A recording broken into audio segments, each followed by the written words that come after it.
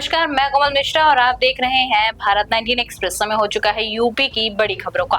शुरुआत करते हैं इस वक्त की सबसे बड़ी खबर के साथ।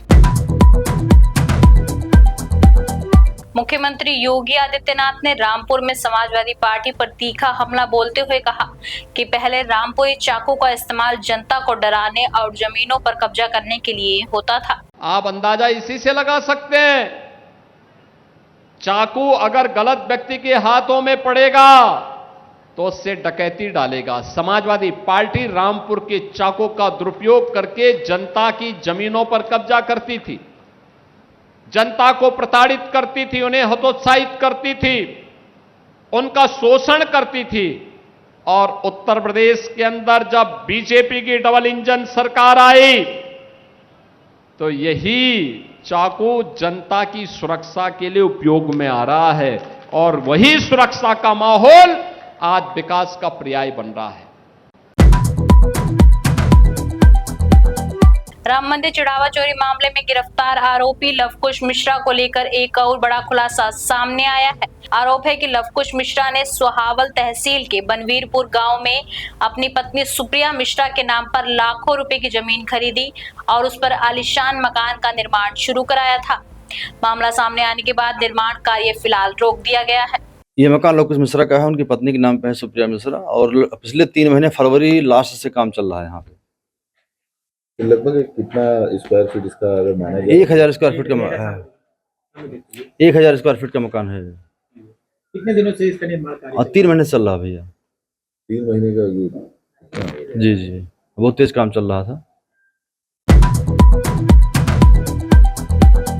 राम मंदिर चिड़ावा चोरी के कथित मामले को लेकर समाजवादी पार्टी के पूर्व मंत्री पवन पांडे ने ट्रस्ट और सरकार पर गंभीर सवाल उठाए हैं। उन्होंने आरोप लगाया कि चिड़ावे में गड़बड़ी के बावजूद एफआईआर दर्ज करने में देरी की गई और मामले को दबाने की कोशिश हुई है। पवन पांडे ने पूरे ट्रस्ट को भंग करने की मांग करते हुए कहा कि दोषियों के खिलाफ निष्पक्ष कार्यवाही होनी चाहिए। लगातार मर्यादा पुरुषोत्तम प्रभु श्री राम की धरती इधर 20-25 दिनों से ट्रस्ट की कालगुजारियों के नाते चर्चा का विषय बना है।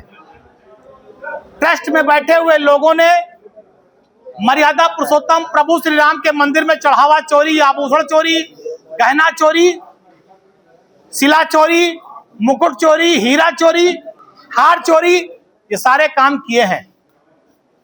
जब 5 तारीख को डकैती का पैसा, चढ़ावे का पैसा बरामद हुआ, हमारा सवाल है चंपत राय ने उस समय मुकदमा क्यों नहीं लिखाया? जब 5 तारीख को पैसा बरामद हो गया, जिसके सीसीटीवी फुटेज सारे चीजें हैं, तो 5 तारीख को ट्रस्ट ने मुकदमा इस बात तक क्यों नहीं लिखाया कि मंदिर में चोरी हो रही है, मंदिर में लूट हुई, मंदिर में पैसे का लूट हो रहा है? क्यों नहीं लिखाया? और 20-25 दिनों तक चंपत राय और इनके कर्मचारी अनिल मिश्रा, गोपाल राव केवल 140 करोड़ भारतीय अयोध्या वासियों को बेवकूफ बनाते रहे, ठगते रहे और लूटते रहे।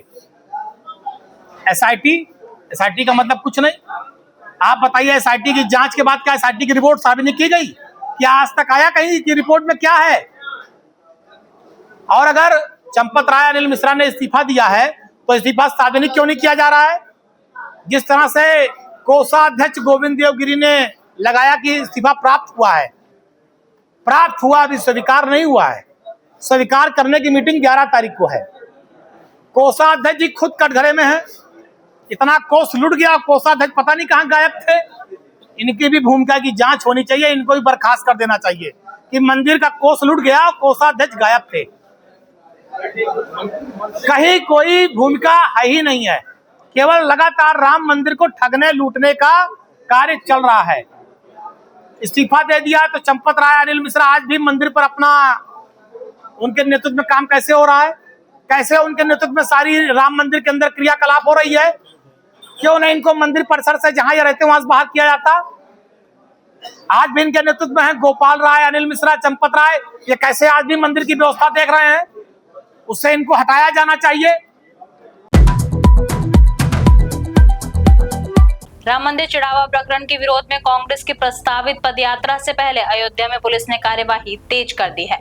प्रदेश अध्यक्ष अजय राय समेत कई नेताओं को हाउस अरेस्ट किए जाने के बाद टेढ़ी बाजार चौराहे पर पहुंचे जौनपुर जिला अध्यक्ष सहित करीब 1 दर्जन कांग्रेस समर्थकों को पुलिस ने हिरासत में लेकर पुलिस लाइन भेज दिया है। मेरा ये कहना है कि जो हमारे माननीय राम जी हैं, आस्था के लिए है, उन्होंने जो चंदा चोरी किया है, इस देश के हमारे तमाम सनातनी हिंदू धर्म भाइयों को करोड़ों को बहुत ज़्यादा तकलीफ पहुंची, इसलिए हम इसके खिलाफ प्रदर्शन में आ रहे हैं। राम मंदिर दान प्रकरण को लेकर धर्म सेवा प्रमुख संतोष दुबे ने राष्ट्रपति को पत्र भेजकर उच्च स्तरीय जांच की मांग की है।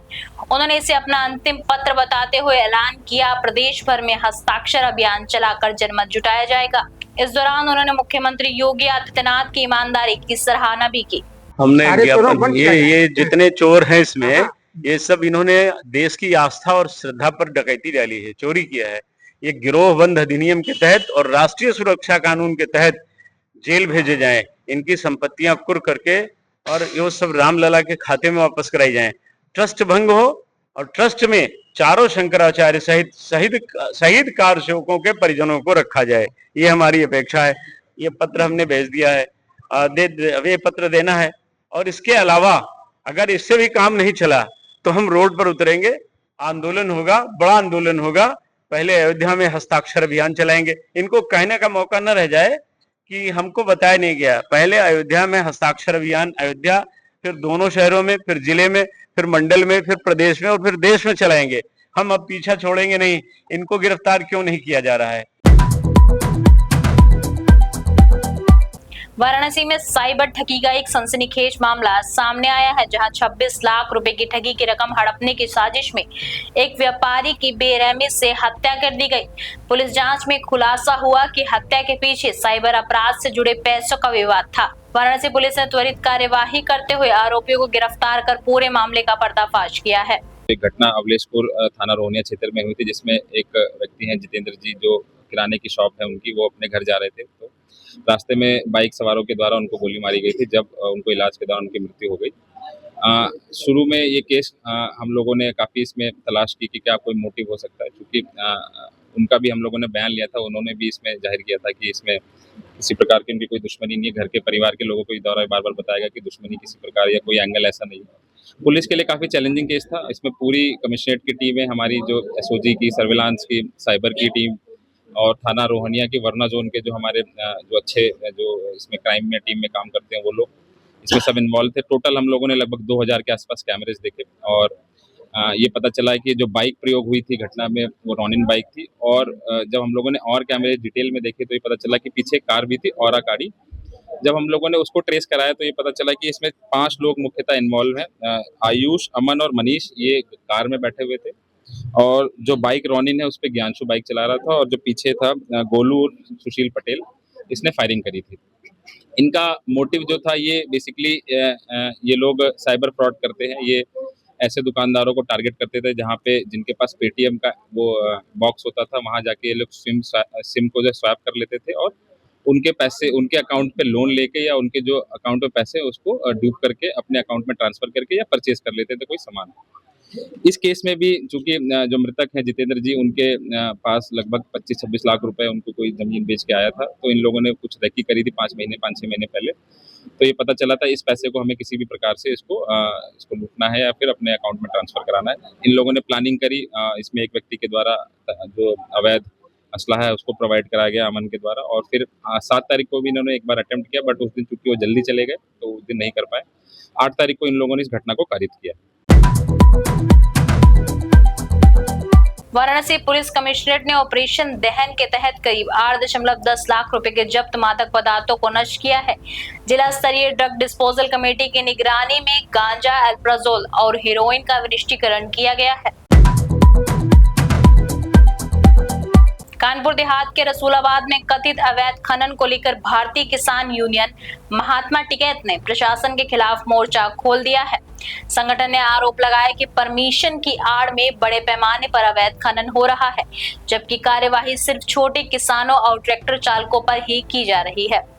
भाकियों ने चेतावनी दी है कि यदि जल्द निष्पक्ष जांच और कार्यवाही नहीं हुई तो तहसील से जिला मुख्यालय तक पदयात्रा कर बड़ा आंदोलन शुरू किया जाएगा। भारतीय किसान यूनियन महात्मा टिकट के जिला अध्यक्ष रणवीर यादव आज रसूलाबाद तहसील की जो खनन हो रही है, कराते कहीं है, खोद कहीं रहे। किसान बेचारा रात रात जग रहा है। किसान बेचारा इतना परेशान है। यहाँ रसूलाबाद का पूरे ज़िले में रात के खनन के चक्कर में मौतें हो रही हैं। 4-5 मौतें हो चुकी है, लेकिन प्रशासन जो परमिशन कराते उसको मीडिया द्वारा या तहसील के लोग अधिकारी जाए वहाँ ये चिन्हित कर दें कि ये जगह परमिशन में इतनी खनन खोदना है, लेकिन ये कुछ नहीं होता। मनमानी यहाँ खनन कर रहे हैं। दूसरी बात ये है कि यहाँ की बड़ा जो खनन माफिया है बड़ा तेज है कि रात में कोई आदमी मरीज लेके जा रहा हो तो वो कहो ये सोच रहे कि ये भाई डंपर देखने का उस पर डंपर सीधो करते हैं। तो तमाम यहाँ समस्याएं आ रही हैं कि मौतें भी हो रही हैं। तो इनके लेकर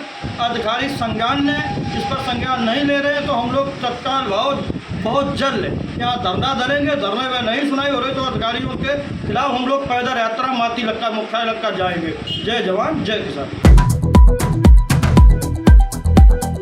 मथुरा के थाना राया क्षेत्र में यमुना एक्सप्रेसवे पर मंगलवार सुबह बड़ा सड़क हादसा हो गया।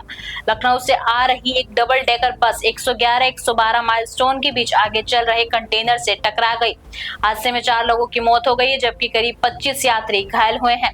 सुबह 4 बजे के लगभग यमुना एक्सप्रेसवे पर थाना राया क्षेत्र में 111 और 112 माइलस्टोन के बीच में एक डबल डेकर बस जो कि लखनऊ से चली थी उसका एक्सीडेंट हुआ और वो सामने एक कंटेनर जा रहा था उससे टकरा गई और उसमें 4 लोगों की मृत्यु हुई है और लगभग 25 के करीब जिसमें लोग घायल हुए हैं। मौके के निरीक्षण से और जो भी घायल हैं उनसे जो पूछताछ हुई उसके क्रम में प्राथमिक रूप से यह ज्ञात हुआ है कि जो बस का चालक था वो गाड़ी नहीं चला रहा था और उसके साथ एक जो परिचालक था वो गाड़ी चला रहा था और काफ़ी स्पीड में उसके द्वारा बस को चलाया जा रहा था और जो कंटेनर है वो अपने निर्धारित लेन पे चल रहा था और उसमें तेज गति के कारण एकदम से उसने बस ड्राइवर ने टर्न लिया और उसमें पीछे से जाके टकरा गया जिसके चलते ये दुर्घटना हुई है। इसकी विस्तृत जांच भी कराई जाएगी। फिलहाल आज की बड़ी खबरों में इतना ही। ऐसी ही लेटेस्ट अपडेट के लिए देखते रहिए भारत 19 एक्सप्रेस। देश की हर खबर सबसे पहले